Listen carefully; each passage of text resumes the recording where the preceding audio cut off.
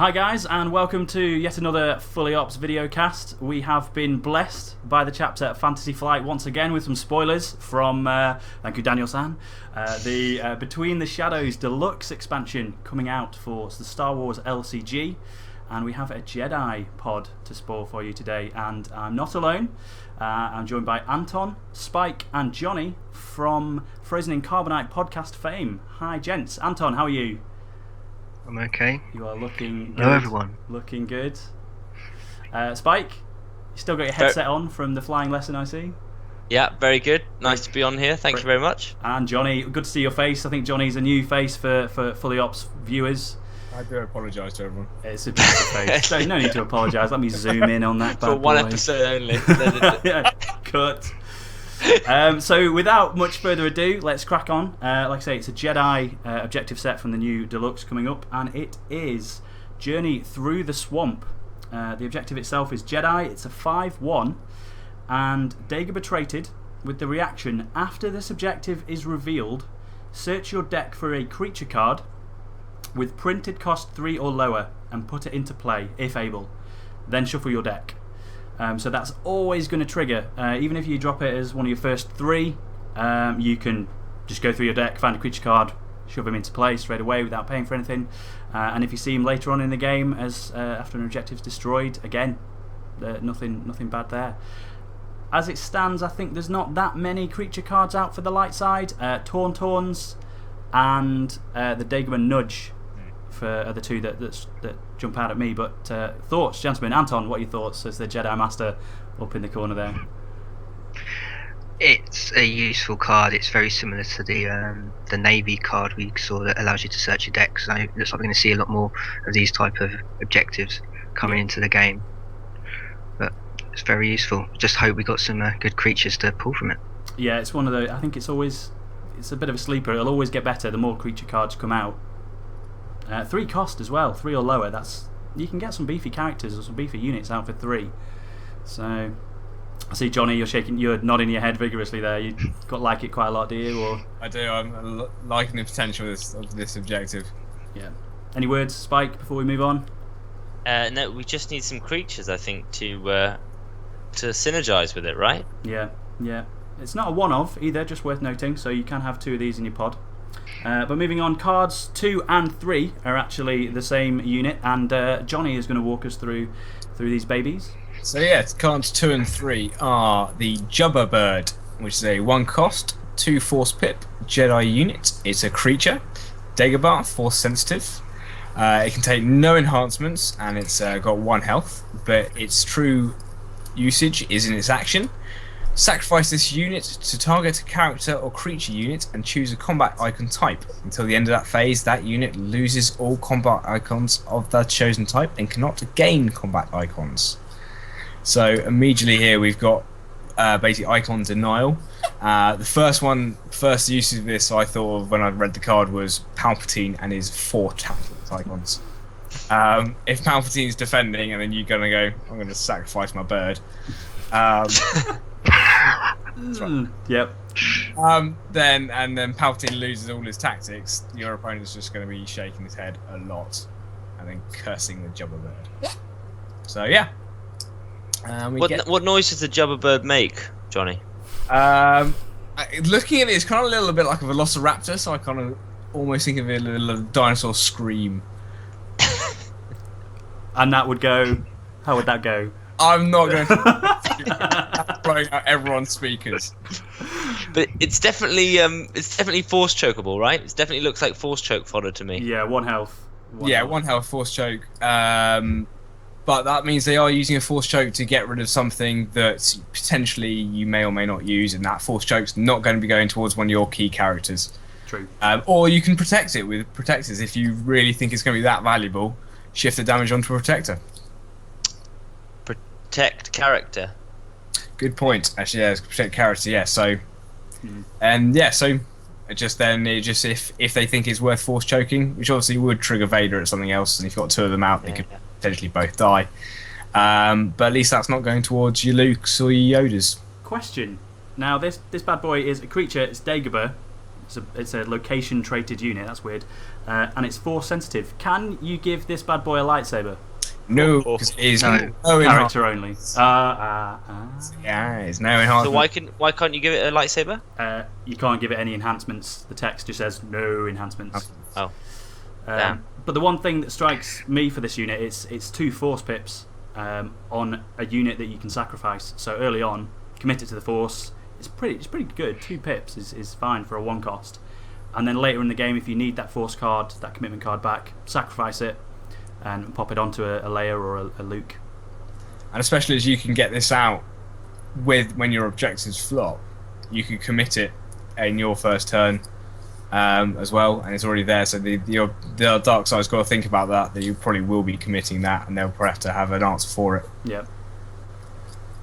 No, I like it. It's not setting the world on fire for me, but 1 cost, 2 pips, 1 health, and a decent reaction if you need it. Yeah, With the right type of cards, this can also be a game-ending type of card.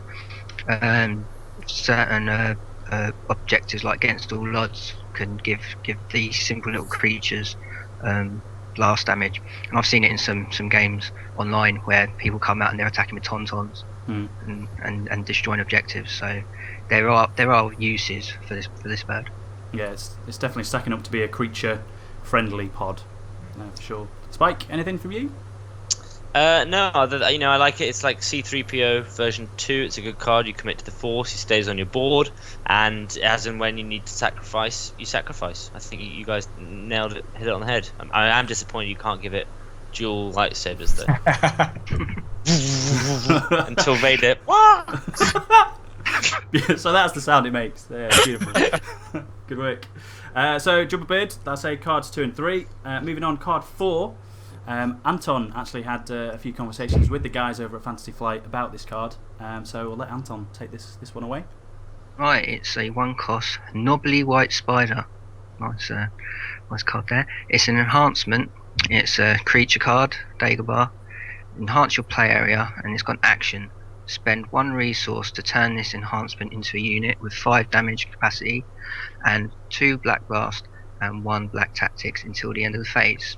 The question I asked the Fantasy Flight guys was that once that end of phase was reached, what happens to the card? And apparently it goes back to being an enhancement. So you have the opportunity to keep activating this card. The only other thing that will happen when it goes back to enhancement, it still keeps the icons or any damage that it was given. So that's the only thing. But with 5 damage capacity, I'm not sure you're going to be too worried about that.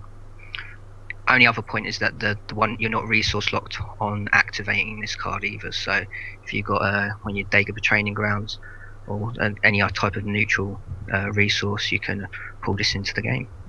What do you think, guys? Spike? Very, very, very interesting mechanic. First time that we've seen a mechanic like this, I think. Maybe it'd be interesting to see how it works in play, because one of the biggest difficulties with cards like these, I think, in play is how people interpret those cards and the disagreements that people have when they try to interpret those cards. Yeah. But lovely card, going to get you some nice damage on the board, and a nice surprising way to do it, because that card obviously can't get locked down too easily beforehand. You can't just force choke it, or it's just going to pop out, attack, and pop straight back, which is, I think, a great card and a good mechanic to see. Johnny, any thoughts from you? A 5 damage unit with 2 unit damage and a black tactics seems like a really solid defender. The tactics alone makes it quite scary, and none of them are edge enabled. No. For 1 cost. Well, Andy. Well, potentially 0 with Yoda's pod. Exactly. First turn. And you've also got those. I think there's something coming in the new Luke pod that lets you play enhancements in your opponent's turn or in the combat phase. Is that? Am I remembering that correctly? Probably not. There is an event that allows you to play enhancements from your discard, I believe. Okay. But yeah, there's some. Also, you got to remember this is got to remember this is a creature card, so you can pull this out with the objective. True. So you got an instant defender on the board. So it's enhancement creature. That's the text, right? It's an enhancement is the card type, but it's got the traits Gnarl Tree, which I think is the first time we've seen that, creature and Dagobah, and the objective just says search your deck for a creature card. So it doesn't have to be a unit. It could be a creature unit enhancement. It could be a creature location technically. It's a very good good synergy there and a good card. Yeah, I think we agree. And for one cost, it's good. It's a good little unit to come out. Next card number 5. I think this one has been spoiled before, but maybe you've not seen all the text. So Spike is gonna take this bad boy. I love the art on this card. Take it away, Spike. This is a great card. This is called Life Creates It. It's a 1 cost, 1 force pip event card. It also has the creature trait as well, and it has an action. The action is if you control at least one Dagobah objective, put all creature units and enhancements from your discard pile into play. That's all creature units and enhancements from your discard pile into play. I mean, this is a late game card, right? This is a card that you play about 30 minutes into your game. Your discard pile is full of enhancements, and we're talking lightsabers. We're talking any enhancement card. It's got to be so a creature. I got to correct you on that. When they're worded like this, it should have brackets around it to encompass the creature. So it's creature units and creature enhancements. Yeah. Unfortunately, that's been in the I FAQ. see. Put all creature units and creature enhancements. Okay, that's confusing. That is confusing. That word. It has been it's confused a lot of people. They've done that a couple of times, but I'm sure they'll FAQ this one. But when they've done this, thank you for correcting me, guys. That's okay. Put all creature units and creature enhancements from your discard pile into play. I mean, that's a deal breaker. I mean, it's crap now, surely. It's good. It is it's a good card. When I was thinking earlier, I was like, what, everything just your discard just comes onto the board. But no, it's still a late game card. That's fantastic. Like I was saying, you play it, you're halfway through the game. You're going to get board dominance through that. We've seen creature cards. We're going to see more creature cards, I'm sure. What a great way to. And when Dagobah Nudge comes into play, right? The Death Star dial moves as well. That's. There's a lot of versatility coming from that. Your opponent certainly doesn't want that to come out, because it's just going to really frustrate them. It's an event as well. It comes out in any action window, so you can do 2 engagements, and your opponent will block, thinking you've got nothing else to come, and then 10 Tauntauns to the face. It's I like that surprise element. It's absolutely. Quite powerful. It also allows you to load your discard pile effectively. So if you draw up this card, or you already have it in your hand, and you've got other creatures in your hand, you could discard one of them at least before your draw phase, knowing full well that with a 1 cost you can get it back into play, and they won't see it coming. Yeah, that's a mad card. Yeah, 1 cost as well. Brutal. And Anton, I think you're taking the final card of the pod. Now, this card has got me scared, guys. Its size matters not. It's a 0 cost card, it's an event card, and it has 1 simple text. Action: move 1 focus token from a unit to a target unit with lower printed cost controlled by the same player. I'm worried, guys. This card is nuts. No, be fair, Jedi did need this card. You think? Ridiculous. I think we said a similar thing last time with the Leia's command. That was a ridiculous 1 cost event. Jedi like those, it seems. So this card for me, I mean, it's required. I don't think it says I don't think it's a game breaker by any means. It's just a required card. Jedi needed a way to manipulate focus tokens. They didn't quite have the kit that that smugglers had, for example. I think it makes sense. It's a strong card, right? Did they? But I don't know. For me, I don't want all my affiliations to be able to do everything. I like the fact that are we going to have Sith that can capture everything and take that trick off of Scum? I don't know if I want every unit to be able to do everything. Really. That's a good point. And that's what's got me. Most cards like this have stipulations, like Tractor Beam can only move from vehicles, Bamboozle's only characters and doing it to certain places.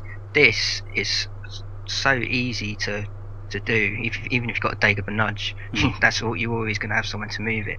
The fact that you can put this on in any deck, and you get your hard targets, like I fear for like home one double striking. Yeah. I fear for red 5 double striking. These cards suddenly become a whole lot more powerful, and people will find ways to fit these into any deck. I mean, the Juba birds themselves, they can help any type of characters going up against anyone. Like I say, it's all control. So this is a great support set for anything, and just adding that in there can pretty much make any scary unit you thought of even worse. Well, don't forget as well, you can use it to free up your big hitters like your home ones, you say there, Anton, but you can use it as a turn 1 card against your dark side opponent as well. Either bring Motti out and they spend Motti's resources to get a Stormtrooper that they commit to the Force. Well, you move one of those focus tokens from Motti to the Stormtrooper, and now he's not winning the Force struggle. Oh yeah, you're right. Yeah. So the same player. it can be offensive as well as you can use it on your side and theirs, and it's 0 cost. Great little enhancement to get out your hand in their turn on the first go. I've got a feeling we're going to see some event cancellation cards coming from the dark side. I hope so. The way the Jedi are going. I think we're going to have to, yeah. Yeah. And the art. Oh baby. Love it. So thoughts, gents, as a pod as a whole. I think the one thing that struck me was in an era now where we're seeing Jedi Gabor and the Force struggle being so required for both decks. It's 4, 5, 6. Most cards have only got 1 or 2 pips on here. You've not got a Yoda with 4 or 5, so it's not really the best pod to throw in with a Gamor run, because you might flip a Jubba Bird or a Size Matters Not and it won't do much for you. But other than that, it's a strong support pod, at least a one of in my eyes. That's it. It's a support pod, and it's you're looking at your Jedi deck. You need the big hitters. The Jedi still suffer where they need, even with that that Force control and that Force lock, and they still need the big hitters to get the damage through. If you're not nailing 3 objectives, you're not doing your job as a light side player. How does this objective help you do that, apart from the knobby white spider? Is it it's a support pod, but are there not? There are other choices for support pods which are equally as good, right? If you want to run Protect, or May the Force be with you, or there's lots of other pods that you could run. It's not an auto include for me, I don't think. No, I agree with you there. Johnny, what do you think? I think I agree. It's probably be a one of. In my current deck, it'd probably replace Leia's pod, which I'm running a one of. So yeah, I mean something that's not vital to blowing stuff up. But I think I would put it into, as we were talking about earlier, vehicle decks, especially with lights of home one and stuff. With these cards, you could just, especially vehicle decks, tend to be suffer on defense. So if the dark side go aggressive, Knobby White Spiders could really actually help you out there. So maybe in a vehicle deck I might go to, but in the current Jedi decks, yeah, I would agree, one off. It's interesting that you say it might be powerful in the big hitters and the vehicle decks, when on the face of it should just be slotting into a creature deck.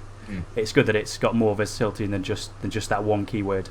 I think that's because the creatures, the creatures themselves do things to other things, not just creature cards.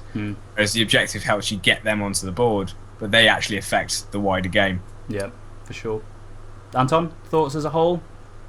Thumbs up, thumb down? For me, I'm going to do a Zach Bunn and say this thing is wild, and I don't agree with you guys. I think this will be a big player. It's going to be like Gamma Run. You look at it at first, and you think, nah. You start playing with this, I just see tricks in my mind that can just open up games, and it's with everything else that's coming in between the shadows, or for any other type of decks. I firmly believe this is going to do something. I'm going to be bold and make that statement. It's going to do something. That is a bold statement. Steady on. It will do something. Beautiful. So, yeah, I think a very, very good pod to see. I mean, like I say, it's a deluxe between the shadows, so there's going to be another 5, 6, 7 Jedi pods in that expansion. So the more and more creature cards we see, this pod's only going to get better in my eyes. Bit of a sleeper cell in that respect. Any final thoughts, guys, before we sign off? No. I just know it's going to do just something. It is. I want to apologise to the rest of the community for misdirection that I might have caused on the forums by giving them ideas of what we were spoiling today. But I hope you're not disappointed with the set we got. No. Because I think it's special. I'm sure they won't be, Anton. So, yeah, thanks again to Fantasy Flight for reaching out and trusting us to do a good job with the spoilers. I really appreciate that. Yeah, Spike down there, good work. A special thanks to Evan for reaching out and giving us these images. It's really appreciated and helps us keep the interest in the community over here in the UK whilst we've got a bit of a lull between the expansions, and really looking forward to Between the Shadows coming out. So thanks to you wonderful gentlemen for joining me as well for another spoiler. Anton, any shout outs you want to give? I love you all. You will use this pod. Spike, anything from you, mate? Nothing in particular from me. Just thank you very much for having me on the show, as always. Pleasure, mate. And Johnny, first time video webcam. You're welcome, internet. Beautiful Yeah, face. I do apologise for that, and I hope everyone's can recover from seeing my face. But thanks, Andy. It's been good fun, and thanks for Spike and Anton also for including me on Frozen in Carbonite. Yep, go check the podcast out, guys. We briefly had a quick chat, and an episode went out before we recorded this, so go check out Frozen in Carbonite. Link is in the description. All our Twitter handles will be on the screen. You can see those and follow us. But thanks for watching, and may the Force be with you.